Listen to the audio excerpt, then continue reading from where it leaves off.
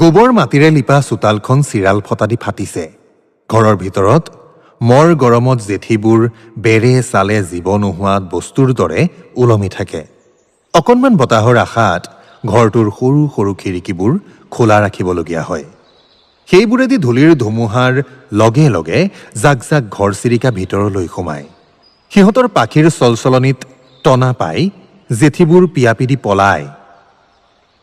এই ক্ষুদ্ৰ প্ৰাণীবোৰৰ একমাত্ৰ কাম হৈছে শত্ৰুৰ মুখৰ পৰা নিজৰ গা বচাই সাৰি থকা আৰু জীয়াই থাকিবলৈ খাদ্য সংগ্ৰহৰ অন্তহীন প্ৰচেষ্টা। সি ভাবিলে আৰু হুমুনিয়াহ কাঢ়িলে।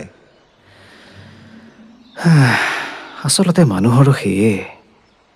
ঘৰ চিৰিকাবোৰৰ লগে লগে পাখি জোকাৰি জোকাৰি কিছুমান পখিলাও ভিতৰ সোমায়।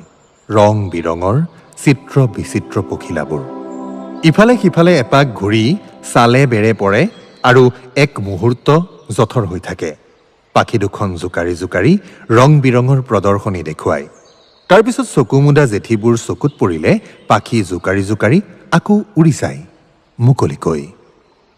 দিনতে এন্ধাৰ জুহালখনৰ ওচৰত বহি ৰামগোবিন্দই বাতিটোত সজাই থোৱা সিজোৱা পিঠাখিনিত পানী ঢালি গুলি ল'লে। ধান বনাৰ পিছত চাউলত পাৰি পাছো ওলায়। সেইবোৰৰ পৰা পিঠাগুড়িৰ বাহিৰে আন একো কৰিব নোৱাৰি, এনেয়ে পেলনি যায়। সেইবাবে সিহঁতে পুৱা আবেলি সিজোৱা পিঠা খায়। গাখীৰ নাই, খাবলৈ নেপায় অতৰ চেলাই হোৱা গৰুজনীয়ে ছমাহমান আধা খেৰকৈ গাখীৰ দিয়ে। তাৰে থানো আৰু মেকুৰীজনীকে নোজোৰে। আয়েকলৈ নাথাকেই। খেজুৰৰ গুড় দি সিজোৱাৰ কাৰণে পিঠাখিনি মদৰুৱা হৈ পৰিছে। এইবোৰ অৱশ্যে পথাৰ সমাৰ নোহোৱা আজৰীয়া দিনৰ আহাৰহে।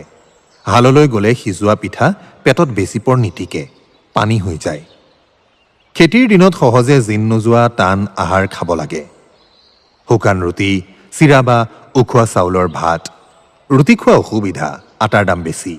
এই চোৱা ঠাইত গম যোৱাৰ নহয়েই।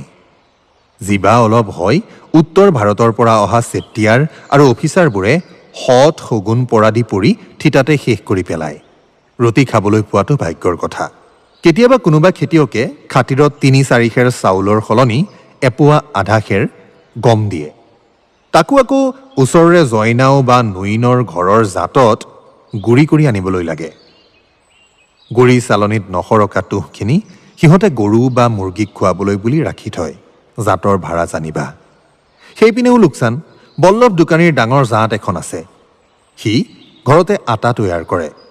সেইখন ধৰ্মাজয় গধুৰ, অকলে ঘূৰাব নোৱাৰি। তাকৰীয়া